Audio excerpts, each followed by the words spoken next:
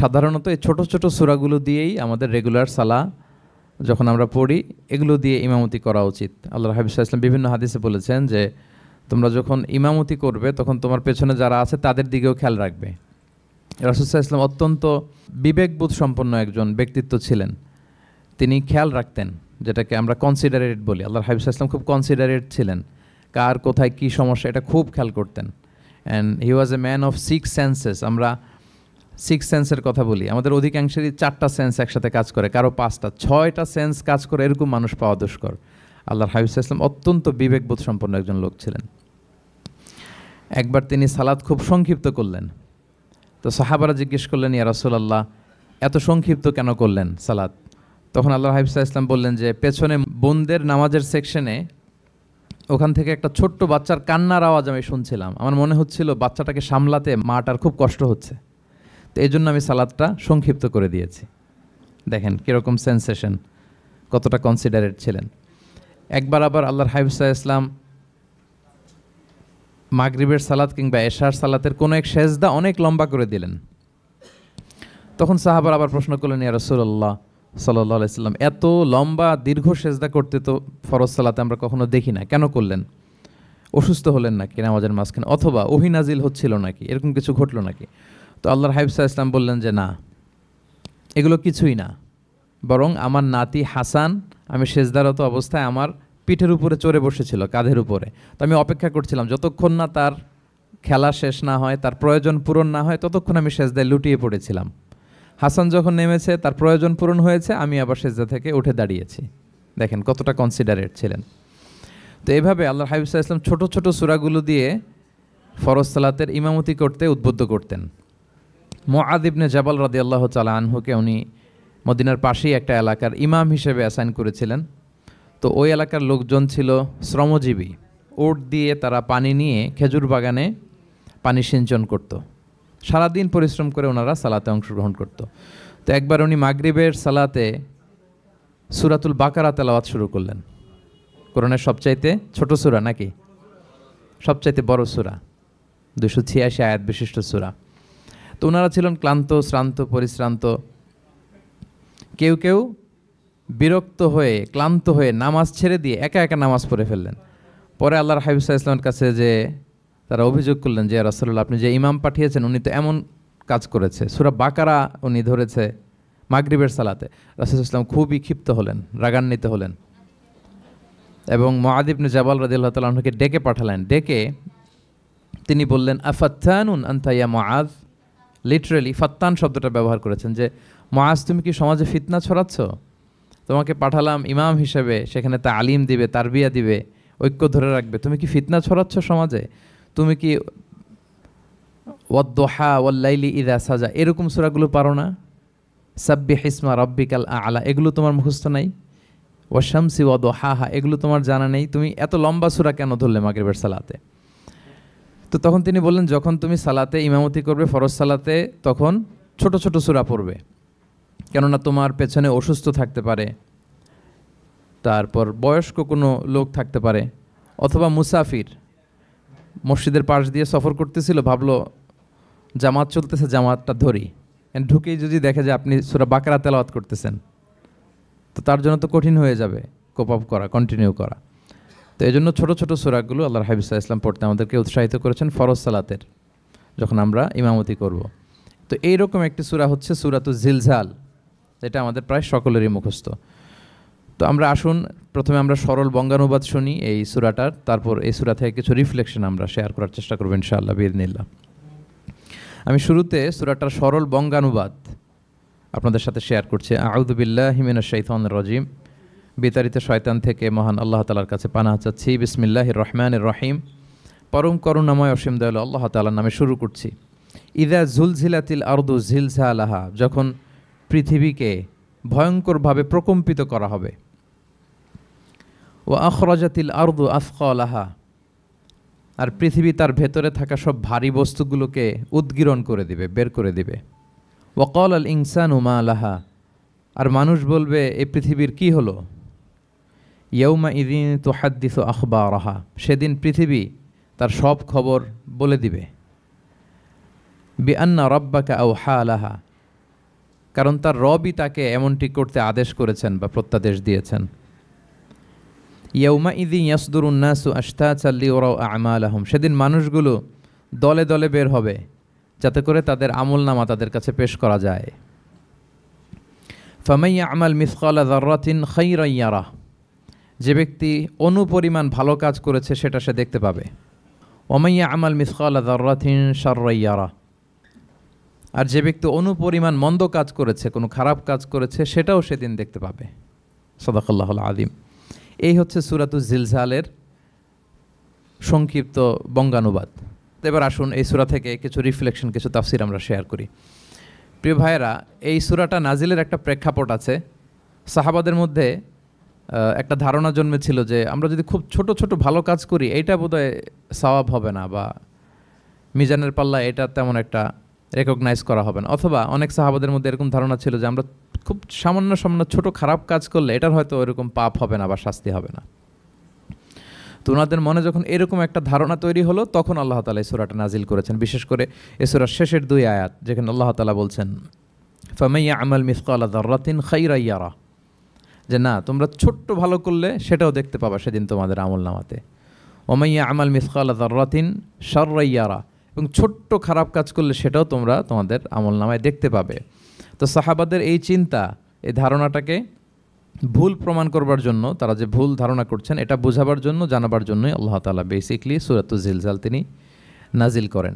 এই সূরাটি কোরআনের ধারাক্রম অনুসারে 99তম সূরা। কোরআনের যে ধারাক্রম, সূরা ফাতিহা দিয়ে শুরু, তারপরে বাকারা, তারপর আলে ইমরান, সেই ধারাবাহিকতায় এটা কত নম্বর সূরা? 99 নম্বর সূরা। এবং সূরাটি মাদানী সূরা। কি সূরা? আমরা জানি কোরআনের সূরাগুলো 2 ভাগে বিভক্ত, কোনোটা মক্কায়, কোনোটা মদিনায় নাজিল হয়েছে। যেটা মক্কায় নাজিল হয়েছে সেটা মাক্কি, যেটা মদিনায় নাজিল হয়েছে সেটা মাদানী। তো জিলজাল হচ্ছে মাদানী সূরা। এই সূরার আয়াত সংখ্যা হচ্ছে 8। আয়াত সংখ্যা কত? 8। আল্লাহর হাবিব সাল্লাল্লাহু আলাইহি ওয়াসাল্লাম এই সূরাটাকে একটা কম্প্রিহেন্সিভ সূরা বলেছেন। জামে মানে সূরা, খুবই কম্প্রিহেন্সিভ। কম্প্রিহেন্সিভ মানে হচ্ছে ভেরি প্রিসাইজ ইন ওয়ার্ডিং, শব্দ কম, কথা কম, কিন্তু এটার আবেদন, এটার এক্সপ্লেনেশন অনেক বেশি, এরকম একটি সূরা। ছোট্ট অল্প কয়েকটি আয়াত দিয়ে সূরাটা আল্লাহ তাআলা নাজিল করেছেন, কিন্তু এটার আবেদন অনেক বেশি। এক বয়স্ক সাহাবী এসে আল্লাহর হাবিব সাল্লাল্লাহু আলাইহি ওয়াসাল্লামকে বলল, ইয়া রাসূলুল্লাহ, আপনি আমাকে কোরআনের একটা সূরা শিক্ষা দেন, কোন সূরা পড়ব? তো আল্লাহর হাবিব সাল্লাল্লাহু আলাইহি ওয়াসাল্লাম বললেন, যাওয়াতুর র, মানে আলিফ লাম র দিয়ে যে সূরাগুলো আছে এগুলো পড়ো। তো এই সাহাবী বলল, ইয়া রাসূলুল্লাহ, আমার বয়স বেশি, আমার জিহ্বা ভারী হয়ে গেছে, আমি এত বড় সূরা পারবো না, অন্য কিছু বলেন। তো আল্লাহর হাবিব সাল্লাল্লাহু আলাইহি ওয়াসাল্লাম বললেন, তাহলে যাওয়াতু হামিম, হামিম দিয়ে যে সূরাগুলো শুরু হয়েছে কোরআনে সেগুলো পড়ো। বলতেছে, ইয়া রাসূলুল্লাহ, এটাও পারবো না, আরও সহজ করে দেন। তো তখন আল্লাহর হাবিব সাল্লাল্লাহু আলাইহি ওয়াসাল্লাম বললেন, তাহলে আল মুসাব্বিহাত, মানে সাব্বাহা ইউসাব্বিহু দিয়ে যেই সূরাগুলো শুরু হয়েছে তুমি এগুলো পড়ো। ওই সাহাবী বলে, এইটাও কঠিন হয়ে যায় আমার জন্য। তখন আল্লাহর হাবিব সাল্লাল্লাহু আলাইহি ওয়াসাল্লাম বললেন যে, তাহলে কি চাও? বলতেছে, আমাকে একটা জামে মানে সূরা শিক্ষা দেন, মানে এমন একটা কম্প্রিহেন্সিভ সূরা শিক্ষা দেন যে এটা শিখলে আমার হেদায়েতের জন্য যথেষ্ট হয়ে যাবে। তখন আল্লাহর হাবিব সাল্লাল্লাহু আলাইহি ওয়াসাল্লাম বললেন, তাহলে তুমি পড়ো ইযা যুলজিলাতিল আরদু জিলজালাহা ওয়া আখরাজাতিল আরদু আথকালাহা ওয়া ক্বালাল ইনসানু মা লাহা। তুমি সূরাতুল জিলজাল তেলাওয়াত করো। তখন থেকেই সাহাবী এই সূরাতুল জিলজাল তেলাওয়াত আরম্ভ করলেন। উনি বললেন যে আমি আর বেশি কিছু পড়ব, শুধু এটাই পড়ব। সাহাবাদের মধ্যে অনেকের এরকম খুব সহজ সরল মানসিকতা ছিল। তো উনি বললেন যে এটাই পড়ব। তো রাসূল সাল্লাল্লাহু আলাইহি ওয়াসাল্লাম বললেন যে কোনো সফল ব্যক্তিকে যদি কেউ দেখতে চায় তাহলে এর দিকে তাকাও, দেখো কত সহজ সরল, কত চমৎকারভাবে সে এই বার্তাটা গ্রহণ করেছে যে আমি জীবনে শুধু এটাই পড়ব। তো সূরাতুল জিলজাল হচ্ছে একটা কম্প্রিহেন্সিভ সূরা, সূরাতুন জামিআ। এটা হচ্ছে সূরার একটা ফজিলত, এটা আমরা জানলাম। আবার আল্লাহর হাবিব সাল্লাল্লাহু আলাইহি ওয়াসাল্লাম এই সূরাকে কোরআনের অর্ধেক বলেছেন। আল্লাহর হাবিব সাল্লাল্লাহু আলাইহি ওয়াসাল্লাম ইরশাদ করেছেন, ইযা যুলজিলাতিল আরদু তা'দিলু নিসফাল কোরআন। সূরাতুল জিলজাল এটা কোরআনের অর্ধেক, কোরআনের অর্ধেক। আপনারা এরকম শুনেছেন যে সূরা ফাতিহাকে বলা হয় কোরআনের অর্ধেক, তারপর সূরাতুল ইখলাসকে বলা হয় সুলুসুল কোরআন, কোরআনের 1/3। তো এটার অর্ধেক বলার কারণ হচ্ছে কোরআনে অর্ধেক বলা হয়েছে দুনিয়ার কথা, অর্ধেক বলা হয়েছে আখিরাতের কথা, পরজগতের কথা, লাইফ আফটার ডেথের কথা। তো যেহেতু এই সূরাটা আখিরাতকে কাভার করে, তাই সেজন্য কেমন যেন এই সূরাটা পুরো কোরআনের অর্ধেক। আল্লাহ তাআলা আমাদেরকে, আমরা যখন আল্লাহর কাছে কল্যাণ কামনা করি, আল্লাহ বলেছেন এইভাবে বলো, রব্বানা আতিনা ফিদ দুনিয়া হাসানা ওফিল আখিরাতে হাসানা ওয়া কিনা আযাবান্নার। হে আল্লাহ, আপনি দুনিয়ার কল্যাণ আমাদেরকে দান করেন, পরজগতের কল্যাণ দান করেন, আমাদেরকে আগুনের শাস্তি থেকে রক্ষা করেন। তাহলে দুনিয়া আখিরাত দুইটার কম্বিনেশনে। সো সূরা জিলজাল যেহেতু আখিরাতকে কভার করে, তাহলে এটা কোরআনের অর্ধেক। এটা কি কোরআনের অর্ধেক? তা'দিলু নিসফাল কোরআন। সূরাতু জিলজাল তা'দিলু নিসফাল কোরআন, এটা কোরআনের অর্ধেক। তাহলে দুইটা আমরা ফদিলত বা ভার্চু জানতে পারলাম এই সূরার। এক নম্বর হচ্ছে এটা একটা কম্প্রিহেন্সিভ সূরা, কম্প্রিহেন্সিভ সূরা। দুই নম্বর জানতে পারলাম এটা কোরআনের অর্ধেক, নিসফুল কোরআন। আচ্ছা, এবার আমরা সূরার তাফসিরে চলে যাই। আল্লাহ তাআলা ইরশাদ করছেন, ইযা জুলজিলাতিল আরদু জিলজালাহা, যখন এই পৃথিবীটাকে প্রকম্পিত করা হবে। প্রিয় ভাইরা, বেসিকলি এই ৮ আয়াত বিশিষ্ট সূরাটার মধ্যে আমরা দুইটা ভাগ করতে পারি। প্রথম ৫ আয়াতে আল্লাহ তাআলা কিয়ামতের বিভীষিকাময় পরিস্থিতির একটা চিত্রায়ন এখানে এনেছেন, পিকচারাইজ করেছেন যে কিয়ামতের যে সময়টা হবে এটা কেমন হবে, এটা আল্লাহ তাআলা চিত্রায়িত করেছেন। সূরাকে মনোযোগ দিয়ে যদি আপনি পড়েন, অনুধাবন করেন, মনে হবে যে কিয়ামতের চিত্রটা আপনার চোখের সামনে ভেসে উঠেছে। তো ৮ আয়াত বিশিষ্ট এই সূরার প্রথম ৫ আয়াতে আল্লাহ তাআলা তিনি কিয়ামতের বিভীষিকাময় পরিস্থিতির একটা বর্ণনা হাজির করেছেন।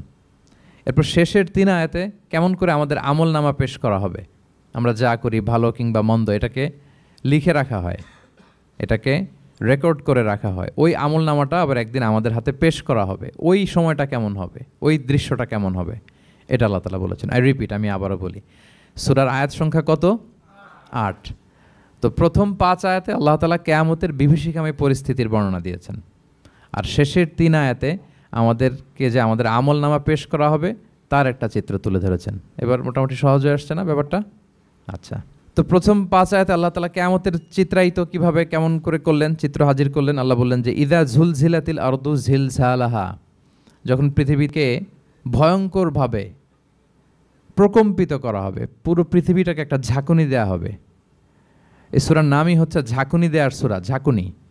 জিলজাল মানে হচ্ছে শেকিং, আর্থকোয়েক, ভূমিকম্প, ভূকম্পন। ভূমিকম্পের সাথে পরিচিত না সবাই? এক্সপিরিয়েন্স হয়েছে কারো ভূমিকম্প?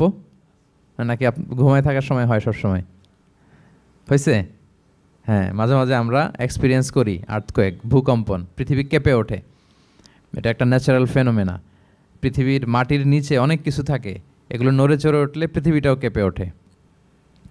নানা কারণে এই ভূকম্পনটা হয়। পৃথিবীর ভেতরে অনেকগুলো শিলার স্তর আছে। আমরা যেরকম মাটি দেখি, পুরো পৃথিবীটা জুড়েই কিন্তু এরকম মাটি নয়, অনেক শিলা আছে, রূপান্তরিত শিলা, পাললিক শিলা, আগ্নেয়গিরির শিলা। এই শিলাগুলোর মধ্যে ডিসপ্লেস হলে পৃথিবী কেঁপে ওঠে। আবার পৃথিবীর ভেতরে আগুন আছে, গ্যাস আছে, এই গ্যাসগুলো যখন মুভ করে তখন পৃথিবীর উপরে কেঁপে ওঠে। একটাকে হাইপোসেন্টার বলে, আরেকটাকে ইপোসেন্টার বলে। হাইপোসেন্টার মানে পৃথিবীর ভেতরের অংশটাকে বলে হাইপোসেন্টার, আর ভূপৃষ্ঠের এটাকে বলে ইপোসেন্টার। ওই হাইপোসেন্টারে যদি কোনো ঝড় হয়, উপরে এই প্রকম্পিত হয়। এটাকে আমরা ভূকম্পন বা ভূমিকম্প হিসেবে দেখি পৃথিবীতে। তো এই পৃথিবীতে অনেক বড় বড় ভূমিকম্প আমরা দেখেছি। জাপানে, আমার গত বছর একটা সফর ছিল জাপানে, তো সকাল বিকেল ভূমিকম্প হয়। এখানে তো আমরা 6 মাস 1 বছর ভূমিকম্প দেখি, ওখানে সকালে বিকেলে একটু একটু করে কাঁপতেছে। এর কারণ হচ্ছে ওইটা এমন একটা এলাকায় পড়েছে, প্যাসিফিক ফায়ার রিংস বলে, একটা প্লেটের উপর 7টা ট্যাকটনিক প্লেটের উপর আল্লাহ তাআলা পৃথিবীকে সেট করেছেন। ওই ট্যাকটনিক প্লেটগুলো যদি একটার সাথে একটা ঘর্ষণ হয়, অনেক এনার্জি রিডিউস করে, ওইখান থেকে পৃথিবীর উপরে এরকম ভাইব্রেশন শুরু হয়, এই প্রকম্পনটা শুরু হয়। তো জাপানের বিভিন্ন সময় আমরা বড় বড় ভূমিকম্পের কথা শুনেছি। ওদের কান্টো সিটি আছে একটা, অনেক বড় ভূমিকম্প হয়েছিল 1920 সালে, লাখখানেক লোক মারা গিয়েছে।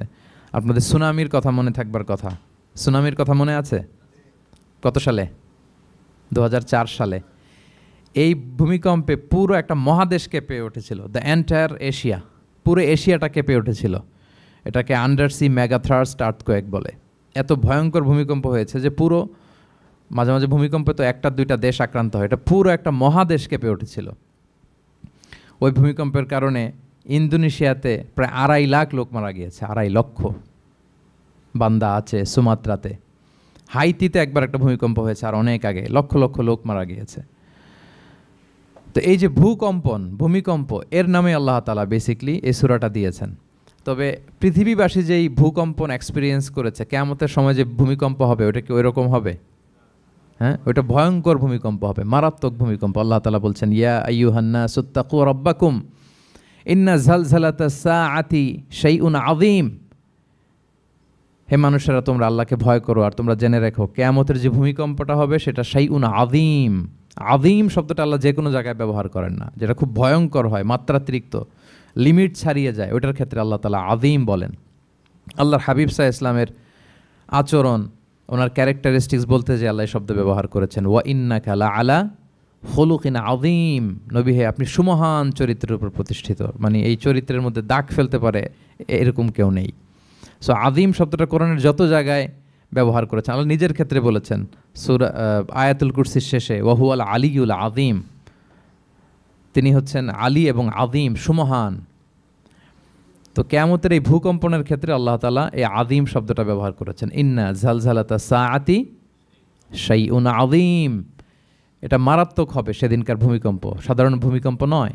ইযা রুজ্জাতিল আরদু রজ্জা ওয়া বুসাতিল জিবালু বাসসা, পুরো পৃথিবীটা একসাথে কেঁপে উঠবে, পাহাড়গুলো ভেঙে চুরে তছনছ হয়ে যাবে।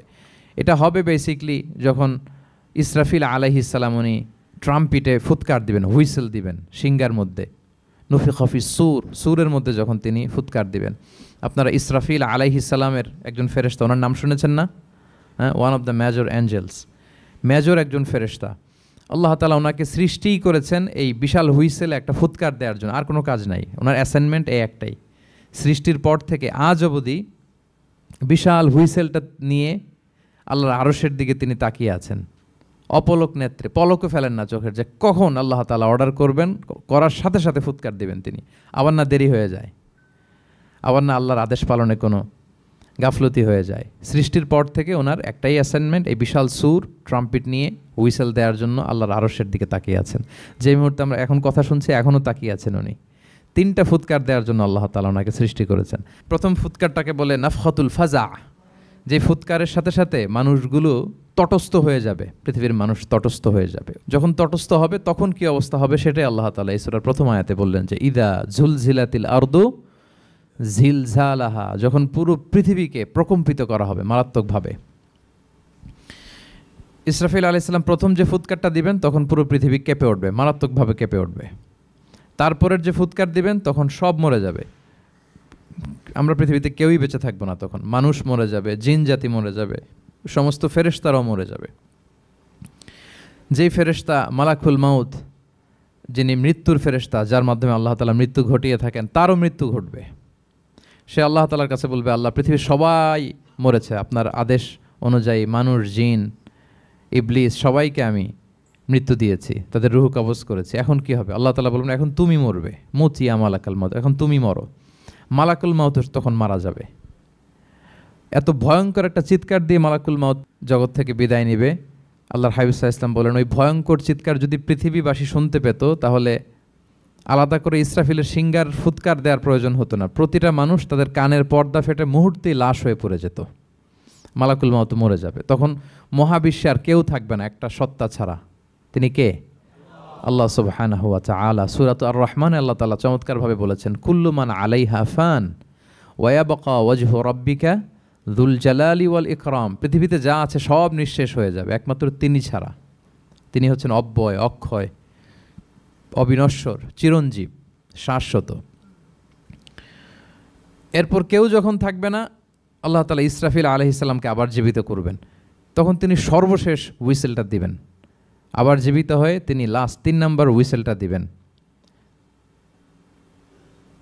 লাস্ট হুইসেলটা যখন দেয়া হবে তখন জমিন থেকে সব মৃত লাশগুলো আবার জীবিত হয়ে দাঁড়াতে শুরু করবে। মিনহা খালাকনাকুম ওয়া ফিহা নুঈদুকুম ওয়া মিনহা নুখরিজুকুম তারাতান উখরা, মাটি থেকে বানিয়েছি, মাটির কবরে তোমাদের পাঠিয়েছি, আবার মাটি থেকে তোমাদেরকে উত্থিত করা, আবার সবাই উঠবে। এই 3টা হুইসেল দেওয়ার জন্য আল্লাহ তাআলা সাইয়েদনা ইসরাফিল আলাইহিস সালামকে সৃষ্টি করেছেন।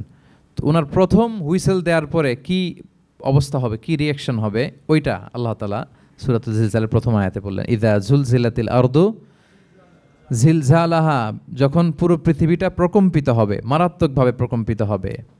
ওয়া আখরাজাতিল আরদু আথকালাহা, আর যখন জমিন তার ভেতরে থাকা ভারী বস্তুগুলোকে উদ্গীরণ করে দেবে, বমি করে বের করে দেবে, ভমিটিং করবে বা নিক্ষেপ করবে। পৃথিবীর ভেতরে কি আছে? তাফসিরে এসেছে আল মাউতা ওয়াল কুনুজ, অর্থাৎ মৃত ডেড বডিগুলো, সেই আদম আলাইহিস সালামের সময় থেকে শুরু করে কিয়ামত পর্যন্ত পৃথিবী সব ডেড বডিগুলোকে ধারণ করে তার ভেতরে, তাই না? হ্যাঁ, জীবিতদেরকে ভূপৃষ্ঠ উপরে ধারণ করে আর মৃতদেরকে জমিন তার পেটের ভেতরে ধারণ করে। তো আখরাজাতিল আরদু আফকালাহা, জমিন ভারী বস্তুগুলোকে উদ্গীরণ করবে, তাহলে সব ডেড বডিগুলোকে তখন বের করে দিবে। আর কুনুজ যত আছে, মিনারেলস, যত খনিজ পদার্থ আছে পৃথিবীর ভেতরে, স্বর্ণ, যত মিনারেল আছে, ইউরেনিয়াম থেকে শুরু করে যত গ্যাস আছে, প্লাটিনাম আছে, যা আছে, আগুন, অগ্নিকুণ্ড, সব কিছু জমিন বের করে দিবে। মারাত্মক এক বিস্ফোরণের মধ্য দিয়ে জমিন সব কিছু উদ্গীরণ করে বের করে দিবে। তাহলে দেখেন, কিছুটা সামহাও আপনাদের সামনে চিত্রায়িত হচ্ছে না কিয়ামতটা কেমন হবে? যদি একটু কল্পনা করেন, যেভাবে আল্লাহ তাআলা বলছেন যে ইদা জুলজিলাতিল আরদু জিলজালাহা, পুরো পৃথিবীটা প্রকম্পিত হবে। ও আখরাজাতিল আরদু আফকালাহা, জমিন তার ভেতরের বস্তুগুলো বের করে দিবে, ভারী বস্তুগুলো, অর্থাৎ ডেড বডি এবং যত খনিজ পদার্থ আছে সেগুলো। ওয়াকাল আল ইনসানু মা লাহা, মানুষ বলবে পৃথিবীর হলো কি, হোয়াটস হ্যাপেনিং, কি হচ্ছে, কি হলো পৃথিবী এরকম কেন করতেছে? যে আয়াতটা বলেছিলাম যে ইন্না জালসালাতাস সাআতি শাইউন আযীম, সেখানে আল্লাহ তাআলা বলছেন ইয়াউমা তারাউনাহা তাযহালু কুল্লু মুরদিআতিন আম্মা আরদাআত ওয়া তাদউ কুল্লু যাতি হামলিন হামলাহা ওয়া তারান নাসা সুকারা ওয়া মা হুম বিসুকারা ওয়ালাকিন্না আযাবাল্লাহি শাদীদ।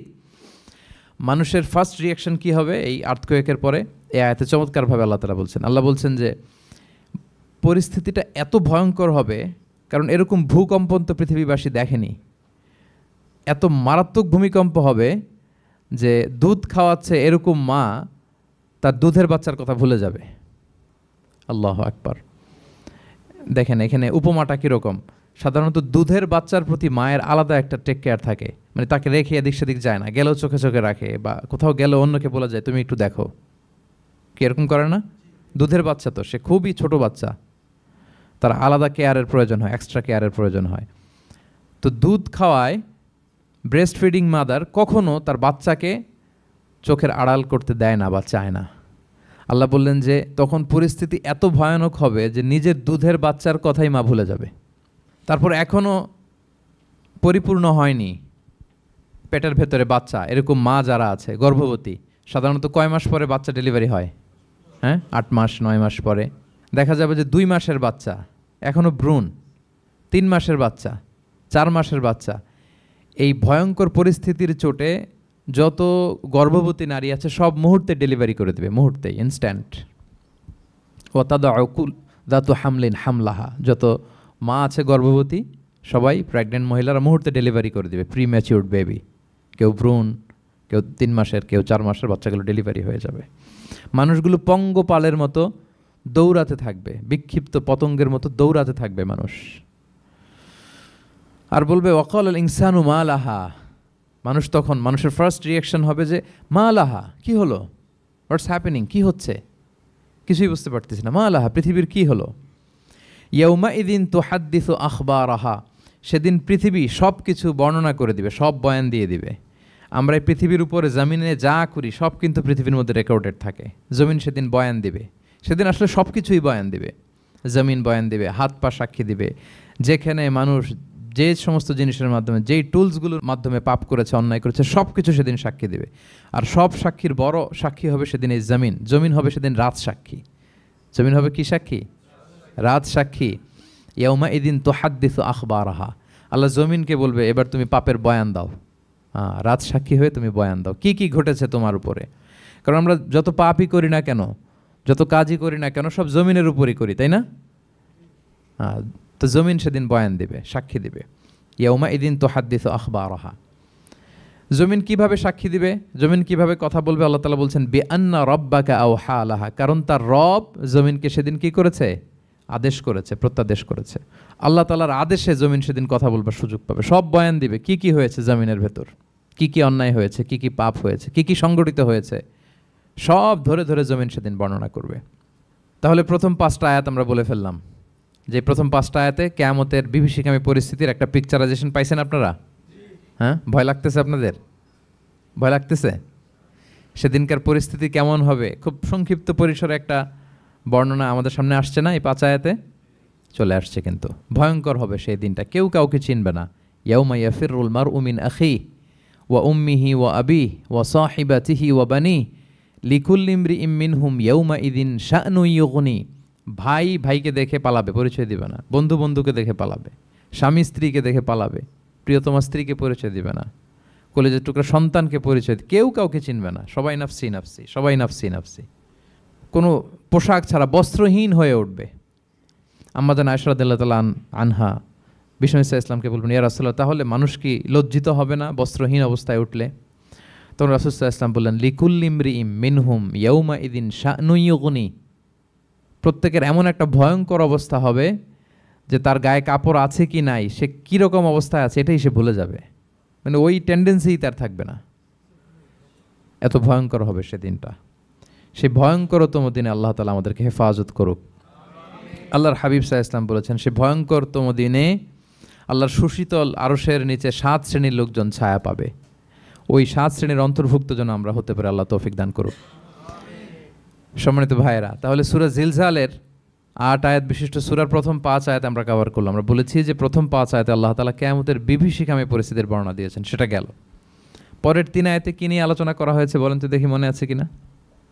হ্যাঁ, আমল কিভাবে পেশ করা হবে, আমল নামা, সেটা নিয়ে আল্লাহ তাআলা বলেছেন। আল্লাহ তাআলা শুরু করছেন, আল্লাহ বলছেন যে ইয়াউমা ইদি ইয়াসদুরুন নাসু আশতাতা। সেদিন মানুষগুলো দলে দলে বের হবে, দলে দলে এসে বের হবে। কেন? লিউরাউ আমালাহুম, যাতে করে তাদের আমল নামা তাদেরকে দেখানো যায়। তার মানে কি করেছি সেদিন আমল নামা আমরা দেখব।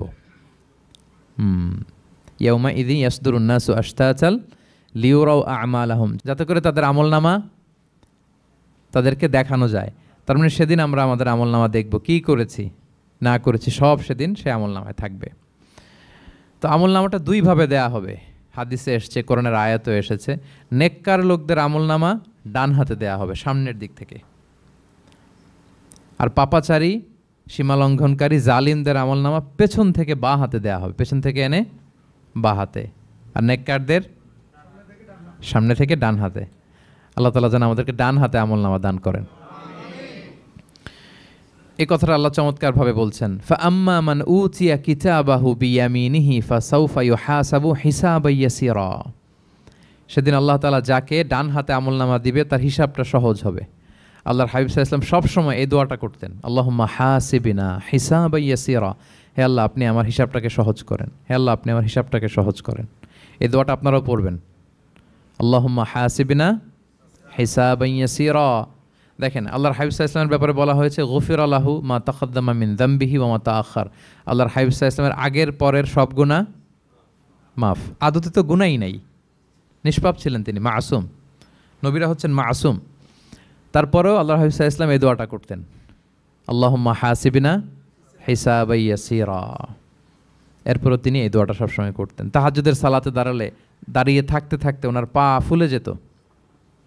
সিজদায় যে কাঁদতে কাঁদতে জামা ভিজিয়ে ফেলতেন, হাত্তা বাল্লা লিহিয়াতাহু, দাড়ি ভিজিয়ে ফেলতেন, হাত্তা বাল্লা হাজারাহু, জামা ভিজিয়ে ফেলতেন, হাত্তা বাল্লাল আরদা, সিজদায় পরে কাঁদতে কাঁদতে জমিন ভিজিয়ে ফেলতেন। তো আম্মাজান আয়েশা রাদিয়াল্লাহু তাআলা আনহা বলতেন, ইয়া রাসূলুল্লাহ, এত কষ্ট কেন করেন?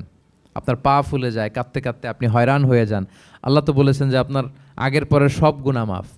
আল্লাহর হাবিব সাল্লাল্লাহু আলাইহি ওয়াসাল্লাম বলতেন, আফালা উহিব্বু আন আকুনা আবদান শাকুরা। হে আয়েশা, আমি কি শুকরগুজার বান্দা হতে পছন্দ করব না? আল্লাহ তাআলা আমাকে ক্ষমা করেছেন, আমাকে স্পেশাল স্ট্যাটাস দিয়েছেন। এই যে আল্লাহ তাআলার বিশেষ অনুগ্রহ, এটার শুকরিয়া স্বরূপ আমি কি তার কাছে নিজেকে পেশ করব না? তো দেখেন, আল্লাহর হাবিব সাল্লাল্লাহু আলাইহি ওয়াসাল্লাম, যার কোনো গুনাহ নাই, তিনিও দোয়া করতেন, আল্লাহ আমার হিসাবটা সহজ করো। সেদিন যার হিসাব সহজ হবে তার জন্য সব কিছু মিলে যাবে, তার মুক্তি। আর যদি আল্লাহ হিসাব কঠিন করে, হাদিসে এসেছে, আল্লাহ যদি কাউকে জিজ্ঞেস করে, মান নুকিশা উযযিবা। নুকিশা এসেছে নিকাশ থেকে। আমরা বাংলা একটা কথা বলি না, হিসাব নিকাশ, নিকাশ বলেন আপনারা, নিকাশ, হিসাব নিকাশ বলেন। নিকাশটা আরবি শব্দ। মান নুকিশা উযযিবা, যার নিকাশ নেওয়া হবে, হিসাব নিকাশ নেওয়া হবে, উযযিবা, তাকে আল্লাহ শাস্তি দেবে। যদি বলে এটা করলা কেন, ওখানে গেলা কেন, এটাতে জড়িত হইলা কেন, এই কেন কেনর প্রশ্নবাণে যদি আল্লাহ তাআলা আমাদের জর্জরিত করেন, তাহলে অবস্থা খারাপ। আল্লাহ আমাদেরকে হেফাজত করুক। আর যাকে আল্লাহ তাআলা অনুগ্রহ করবেন, অনেককে আল্লাহ তাআলা এইভাবে অনুগ্রহ করবেন। আল্লাহ বলবেন, তুমি যে এই পাপটা করছিলা মনে আছে? তখন বান্দা বলবে, আল্লাহ মনে আছে, আমি স্বীকৃতি দিচ্ছি, অ্যাকনোলেজ করছি, আল্লাহ আমি পাপী, আল্লাহ আমি ভুল করে ফেলেছি। আল্লাহ বলবে, এটা দুনিয়ার কেউ জানে না, আজকে আমিও জানাবো না কাউকে, যাও তুমি আমার এই ডান হাতের নিচ দিয়ে জান্নাতের ভেতরে ঢুকে যাও। আল্লাহুম্মা জাআলনা মিনহুম, আল্লাহুম্মা জাআলনা মিনহুম, আল্লাহুম্মা জাআলনা মিনহুম ইয়া রাব। আল্লাহ তুমি আমাদেরকে তাদের অন্তর্ভুক্ত করো, আমরা পড়ি আমিন। আল্লাহর হাবিব সাল্লাল্লাহু আলাইহি ওয়াসাল্লাম বলতেন, আল্লাহুম্মা হাসিবিনা হিসাবান ইয়াসিরা, আল্লাহ আপনি আমাদের হিসাবকে সহজ করুন। ফাআম্মা মান উতিয়া কিতাবাহু বিয়ামিনিহি, তাহলে হিসাব সহজ হবে কাদের? যাদেরকে আল্লাহ কোন হাতে আমলনামা দিয়েছেন? ডান হাতে। ফাসাউফা ইউহাসাবু হিসাবান ইয়াসিরা, তাদেরকে সহজভাবে হিসাব নেওয়া হবে। ওয়ায়ানকালিবু ইলা আহলিহি মাসরুরা, তারা তাদের পরিবারের সাথে খুব আনন্দ উৎফুল্লতার সাথে মিলিত হবে। আর ওয়া আম্মা মান উতিয়া কিতাবাহু ওয়ারাআ যাহরি, আর যাদেরকে পেছন থেকে আমলনামা দেয়া হবে বা হাতে, ফাসাউফা ইয়াদউ সুবুরা, তারা মৃত্যু কামনা করবে, সেদিন মৃত্যু, ধ্বংস কামনা করবে, তারা নিজেদের ধ্বংস। ওয়ায়াসলা সাঈরা, আর তারাই জাহান্নামে অন্তর্ভুক্ত হবে, জাহান্নামে তারাই প্রবেশ করবে। বলে আয়াযু বিল্লাহ, নাউযু বিল্লাহ, আল্লাহ আমাদেরকে তুমি হেফাজত করো। তাহলে আমলনামার পর্বটা কেমন হবে? আল্লাহ বলছেন, ইয়াউমা ইযি ইয়াসদুরুন নাসু আশতাত, দলে দলে মানুষ উঠবে, কবর থেকে আসবে, লিউরাউ আমালাহুম, যাতে করে তাদের আমলনামা তাদেরকে দেখানো হয়। আর আমলনামা কারো আসবে সামনে থেকে ডান হাতে, কারো আসবে, আমরা যেন ডান হাতে পাই নাকি? এই ফরিয়াদ, এই প্রার্থনা আমরা আল্লাহর কাছে করি।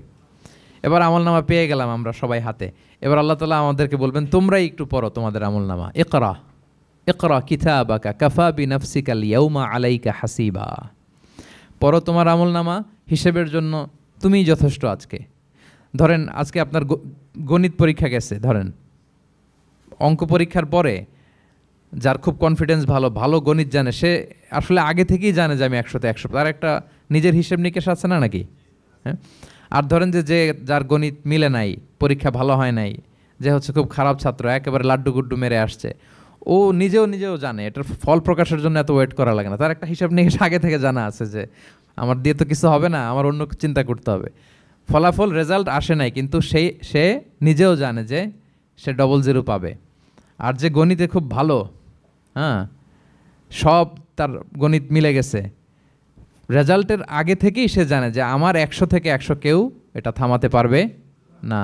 তো আমরা আসলে কে কি করেছি, আমাদের কি আমলনামা, সেদিন তো আমরা পাবো, কিন্তু তার আগে আমাদের নিজেদেরও একটা বন্দোবস্ত, হিসেব নিকেশ, বোঝাপড়া আছে না নাই বলেন?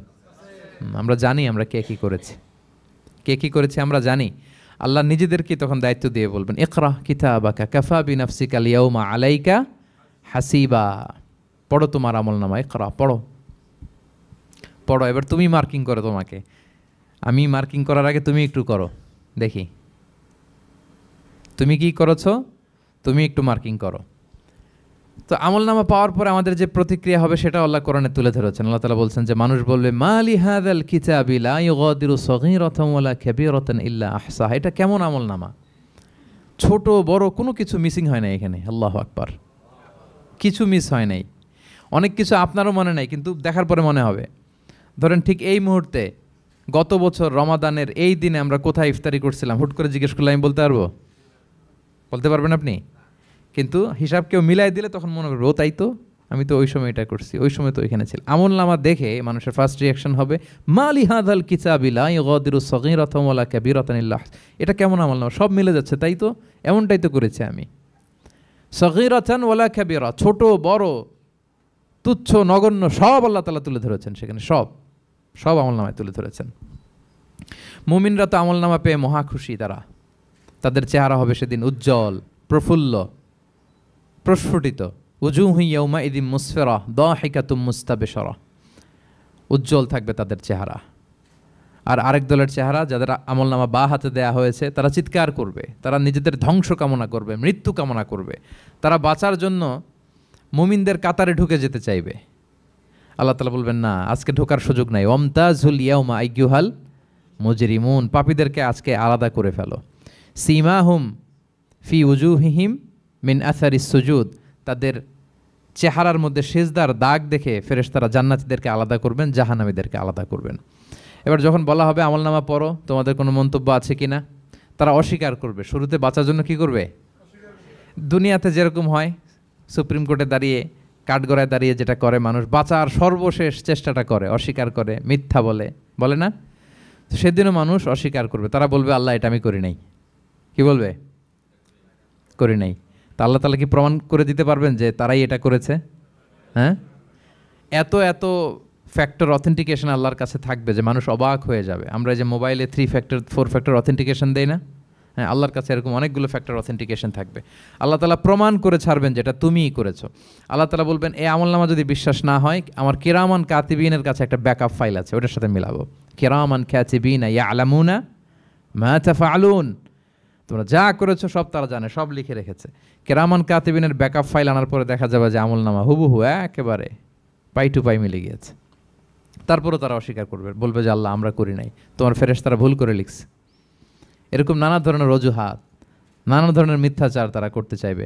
আল্লাহ তাআলা তখন বলবেন যে ওয়াকুল্লা ইনসানিন আলজামনাহু তাইরাহু ফি উনুকিহি ওয়া নুখরিজু লাহু ইয়াউমাল কিয়ামাতি কিতাবান ইয়ালকাহু মানশুরা। আমাদের এই যে গ্রীবা লগ্নে আমরা যা করি সব কিছুর একটা ব্যাকআপ ফাইল আছে এখানে, সেদিন আল্লাহ তাআলা সেখান থেকে বের করবেন আমাদের আমলনামা। আল্লাহু আকবার। এই যে আমরা যা বলি এখানে রেকর্ড হয়ে যায়, এই জায়গাটাতে, এই গলার এইখানটাতে আল্লাহ রেকর্ড করে রাখেন।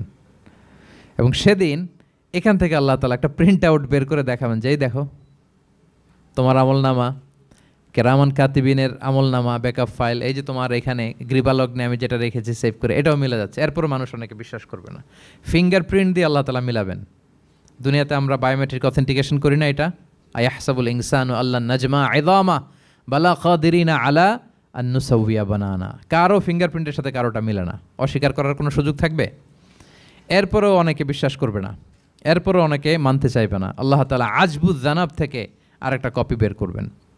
আমাদের প্রত্যেকের ব্যাকবোনের নিচে কক্সিক্স আছে, ট্রায়াঙ্গেল, ছোট্ট একটা হাড্ডির কণা, আমাদের যে শিরদাঁড়ার একেবারে নিচে, এটাকে হাদিসের ভাষায় বলে আজবুজ জানাব। ইন্নাফিল ইনসানি আযমান, মানুষের দেহে একটা ছোট্ট হাড্ডি কণিকা আছে, লা তাআকুলুহুল আরদু আবাদা, জমিন কখনো ওই হাড্ডি কণিকা খেতে পারে না। অমিনহা ইউরাক্কাবুল খালকু ইয়াউমাল কিয়ামা, কিয়ামতের দিন সেখান থেকে সৃষ্টিকে আবার তোলা হবে, সেটার সাথে আল্লাহ তাআলা মিলাবেন, সেখান থেকেও প্রমাণিত হবে। এরপর আল্লাহ তাআলা ভিডিও রেকর্ড দেখাবেন। ওয়াকুল্লা শাইইন আহসাইনাহু ফি ইমামিম মুবিন নামক ভিডিও রেকর্ডার দিয়ে তখন আপনি সরাসরি দেখবেন যে এই তো আপনি ওই জায়গায় গিয়েছেন, এই তো আপনি পাপ কাজ করেছেন, এই তো আপনি অন্যায় কাজ করেছেন, এই তো আপনি জুলুম করেছেন, এই তো সীমালঙ্ঘন করেছেন, সব কিছু আপনি একেবারে ভিজুয়াল প্রেজেন্টেশন, আর অস্বীকার করার কোনো সুযোগ থাকবে না। তারপরেও যারা অস্বীকার করবে যে আল্লাহ আমি করি নাই, আল্লাহ বলেন আলিয়াউমা নাখতিমু আলা আফওয়াহিহিম ওয়া তুকাল্লিমুনা আইদিহিম ওয়া তাশহাদু আরজুলুহুম বিমা কানু ইয়াকসিবুন, সেদিন তার মুখকে আমি সিলগালা করে দেব, আর সুযোগ দেওয়া হবে না। অনেক অস্বীকার করেছ, তার হাত সাক্ষী দিবে, তার পা সাক্ষী দিবে, সেদিন আল্লাহ তাআলা প্রমাণ করেই ছাড়বেন যে এই পাপ তুমি করেছো। তাহলে আমলনামা কিভাবে আল্লাহ দিবেন? আল্লাহ বলেন ইয়াউমা ইযি ইয়াসদুরুন নাসু আশতাতা, দলে দলে আসবে, লিউরাউ আমালাহুম, যাতে করে তাদেরকে আমলনামা দেখানো হয়। ফামাইয়া আমাল মিসকালা যাররাতিন খাইরান ইয়ারা, অনুপরিমাণ ভালো করেছো তো সেটা তুমি দেখতে পাবে, অনুপরিমাণ খারাপ করেছো তো সেটাও তুমি দেখতে পাবে। যাররা মানে হচ্ছে অণু, অ্যাটম, বস্তুর ক্ষুদ্রতম একক, একেবারে অণুর কথা আল্লাহ তাআলা বলেন যে একেবারে ছোট্ট কাজ সেটাও তুমি দেখতে পাবে, ছোট্ট খারাপ কাজ সেটাও দেখতে পাবে। আমরা অনেক সময় ছোটোখাটো জিনিসগুলোকে গুরুত্ব দেই না। আল্লাহর হাবিব সাল্লাল্লাহু আলাইহি ওয়াসাল্লাম বলেছেন ওয়ালা তাহকিরান্না মিনাল মা'রুফি শাইআ ওয়ালাউ আন তালকা আখাকা বিওয়াজহিন তালিক, তোমরা কোনো ছোট ভালো কাজকে এটাকে আন্ডারমাইন করো না, ছোট মনে করো না, যে কোনো ভালো কাজ হোক এটাকে ছোট করবো না। ইভেন তুমি তোমার ভাইয়ের সাথে দেখা হলো যে মুচকি হাসি দিয়ে কথা বলো, এটারও তুমি মনে করো না যে এটা কাজে লাগে, এটাও কাজে লাগবে, এটাও সেদিন মিজানের পাল্লায় তোমার নাজাতের বড় মেজর একটা ওসিলা হয়ে যেতে পারে। আপনি যে আপনার ভাইয়ের সাথে মুচকি হাসি দিয়ে কথা বলেন, এটা সাদাকার সওয়াব হয়। Your smile to your brother it's a charity, তাবাসসুমুকা ফি ওয়াজহি আখিকা সাদাকা, দেখলেন সালাম দিলেন, একটা মুচকি হাসি, এটা সাদাকা দেওয়ার সওয়াব। সুবহানাল্লাহ, এটাও সেদিন কাজে লেগে যাবে। সো ফামাইয়া আমাল মিসকালা যাররাতিন খাইরান ইয়ারা ওয়া মাইয়া আমাল মিসকালা যাররাতিন শাররান ইয়ারা, ছোট্ট ভালো কাজ যদি করো সেটাও দেখবে, ছোট্ট খারাপ কাজ যদি করো সেটাও দেখতে পাবে। যত ছোট ভালো কাজ করেন, রাস্তায় একটা ধরেন যে কলার ছোলা পড়েছিল, ভাবলেন যে এইটা সরাই দেয় একটু, আমি এই মাতাতুল আদা আনিত তরিক হবে, মানুষ পিছলে পড়লে পা ভাঙবে, তো এই ময়লাটা একটু সরাই দিলেন। কলার একটা ছোলা পড়েছিল খোসা, এটা ফেলে দিচ্ছেন, দেখবেন যে ওই দিন এটাও রেজিস্টার করা আছে, এটাও লেখা। একজনকে মুরব্বী একজন আসছে, আপনার বসার সিট ছিল, ওনার সিট ছিল না, উঠে দাঁড়িয়ে তাকে বসার সুযোগ করে দিয়েছে, ওই দিন দেখবেন যে এটাও লেখা, এটার জন্য অনেক সওয়াব রেজিস্ট্রেশন করা আছে। একজন রাস্তা দিয়ে যাচ্ছিল, জিজ্ঞেস করতেছে ভাই যে এই জালান অমুকটা কোথায়, তো আপনি বলে দিলেন যে জালান গুম্বাকটা তো এইদিকে, তো সে আপনার কারণে ওই দিন সঠিক পথে যেতে পারলো। আপনার কাছে মনে হয়েছে ছোট্ট ফিউ সেকেন্ডসের একটা নেক কাজ, কিন্তু সেদিন দেখবেন আমলনামায় সেটাও লেখা। আবার এরকম ছোট্ট ফামাইয়া আমাল মিসকালা যাররাতিন শার, ছোট্ট আপনি একটা গালি দিয়েছেন কাউকে, কারোর ব্যাপারে, এর ব্যাপারে ওর কাছে যে কান ভারী করছেন, ফেসবুকে একটা বাজে কমেন্ট করে দিয়েছেন, দেখার কেউ নাই, ধরার কেউ নাই, দিলাম একটা গালি, দেখবেন যে ওই দিন সব একেবারে ক্ষুদ্র থেকে ক্ষুদ্রতর অনুপরিমাণ খারাপ কাজ, ভালো কাজ সব সেদিন আমলনামায় তুলে রাখবে কে? আল্লাহ সুবহানাহু ওয়া তাআলা, তিনি সেদিন আমলনামায় সব তুলে রাখবেন। সো আমরা কোনো ভালো কাজকে যেন তুচ্ছ মনে না করি, কোনো খারাপ কাজের সাথে যেন জড়িত না হয়, যত ছোট হোক। শয়তানের ওয়াসওয়াসায়, প্রবৃত্তির ধোকায় পড়ে, নফসের ধোকায় পড়ে কখনোই যেন পাপের কাজে আমরা পা না বাড়াই, এবং প্রত্যেকটা পাপকেই যেন আমরা ভয়ঙ্কর মনে করি যে না, এটা আমার জন্য কাল হয়ে দাঁড়াতে পারে। আর প্রতিটা ভালো কাজ করার ক্ষেত্রে যেন আমরা প্রতিযোগিতা করি, আর এই মাইন্ডসেট যেন থাকে যে না, এটা আমাকে বাঁচাতে পারে সেদিন। কি বলেন, ঠিক কিনা? তাহলে আল্লাহ তাআলা শেষ করলেন ফামাইয়া আমাল মিসকালা যাররাতিন খাইরান ইয়ারা। প্যাচ লেগে যায় না? লেগে যায়, স্বাভাবিক। আগে খাইরান, পরে শাররান। অনুপরিমাণ ভালো করলে সেটাও সে সেদিন কি পাবে, অনুপরিমাণ খারাপ করলেও পাবে। দেখেন, এটা একটা আশা জায়গা নিয়ে আসলে আমাদের কিন্তু হোপফুল করে, তাই না? আমরা অনেক সময় এমন হয় যে ভালো কাজ করছি, কেউ দেখে নাই। হ্যাঁ, আপনি এই আয়াতটা খেয়াল করবেন যে না, কেউ দেখে নাই, কিন্তু দেখেছে কে? আল্লাহ দেখেছেন, উনি দেখলেই চলবে, আমার আমলনামা এটা ঠিকই থাকবে। কোনো এক কারণে সমাজের সবাই আপনাকে ভুল বুঝেছে, misunderstanding, everyone got you wrong, আসলে আপনি ঠিক ছিলেন। সবাই পরিস্থিতি, সামাজিক, এটা সেটা, এরকম হয় না যে সবাই ভুল বুঝতেছে, আসলে আপনি ঠিকই করছেন। সবাই ভুল বুঝুক, আপনার আমলনামায় সেটা ভালো কাজ হিসেবে লেখা থাকবে, ঠিক কি না? অনেক সময় ঠকায় লোকজন, আমাদেরকে ঠকায় নানাভাবে, আমরা হয়তো তার সাথে পেরে উঠি না। মাঝে মাঝে কিছু ভিডিও আমি দেখি, এই আপেল বিক্রি করতেছে, কি অদ্ভুত ব্যবসায়ী, তো দেখাচ্ছে খুব ভালো ভালো আপেল, আপনারা দেখেছেন কিনা জানি না। সে আবার ওই পলিথিনের ভেতরে পচা নষ্ট আপেলগুলোর কয়েকটা প্যাকেট করে রাখে। তো আপনি বেছে বেছে যেই ভালো আপেলে দিবেন সেটাই সে নিয়ে প্যাকেটে দিয়ে দিচ্ছে। মাপটাপ করার পরে আপনি যখন টাকা বের করতেছেন বা অন্যমনস্ক, হুট করে সে ওই পচা আপেলের ওইটা, আপনার একই পলিথিন, একই ওজনের তার একটা হিসাব থাকে, ওইটা ধরায় দিচ্ছে। তা আপনি কোত্থেকে না কোত্থেকে আপেল কিনছেন, হয়তো অনেক, বাসায় যেয়ে দেখেন সর্বনাশ, কি টসটসে পাকা আপেলগুলো বেছে বেছে দিলাম, এখন দেখি পচা। তো ওরে তো আর পাবেন না, ওরে আর ধরাও হইল না। আপনি ভাবছেন হিসাবটা এখানেই শেষ? হ্যাঁ, এখানেই শেষ না। Lot of unsettled issue yet to be settled, এরকম অনেক কিছু আছে দুনিয়াতে আপনি সেটেল করতে পারেন নাই, সেটেল হবে সেদিন। দ্য কনসেপ্ট অফ আখেরা যদি না থাকতো, this worldly life would be a joke. আখেরা বলে যদি কিছু না থাকতো, এই পৃথিবীটা আসলে একটা জোক ছিল, জোক। কেটে টুকরা টুকরা করে বস্তাবন্দি করে ফেলে রাখছে ডোবার মধ্যে, কেউ দেখে নাই, হদিস নাই, এটার সাক্ষীও পাওয়া, বিচারও হচ্ছে না। আর বিচারের যে দীর্ঘসূত্রিতা, আপনি ভাবছেন শেষ, এখানেই শেষ? Not that easy brother. একদিনে ঋণ তাকে শোধ করতে হবে। ফামাইয়া আমাল মিসকালা যাররাতিন খাইরান ইয়ারা ওয়া মাইয়া আমাল মিসকালা যাররাতিন শাররান ইয়ারা। ছোট্ট ছোট্ট ভালো যেখানে আল্লাহ লিখে রাখবেন, এই বড় বড় লোক ঠকানো, জুলুম, অপরাধ, এগুলোর বিচার হবে না একদিন? বলেন, বিচার হবে। তাহলে কনসেপ্ট অফ আখেরা, এটা আমাদেরকে আশাবাদী করে। এই যে আমরা কেউ দাদা হারিয়েছি, বাবা হারিয়েছি, আমরা বিশ্বাসীরা, আমরা হতাশ হই না, আমরা বিশ্বাস করি আমি তো আমার বাবাকে পাচ্ছি ওইখানে। তো ক্ষণিকের একটা সময়, দুনিয়ার জীবনটা কি ক্ষণিকের। দিস দুনিয়া কম্পেয়ার টু আখেরা ইজ নাথিং, অ্যাবসলিউটলি নাথিং। আখিরাতের তুলনায় এটা তো কিছুই না। আমার দাদাকে পাবো, বাবাকে পাবো, তার মানে আখেরা, কনসেপ্ট অফ আখেরা আমাদেরকে হোপফুল করে, আশাবাদী করে। দুনিয়াতে আমাকে ভুল বুঝেছে, মানুষ ঠকিয়েছে, আমি অনেক কিছুর বিচার পাই না, আমি সেদিন পাবো। তো আপনাকে হোপফুল করছে না, এটা আশাবাদী করছে না? আখেরাত আমাদেরকে কি করে? আশাবাদী করে।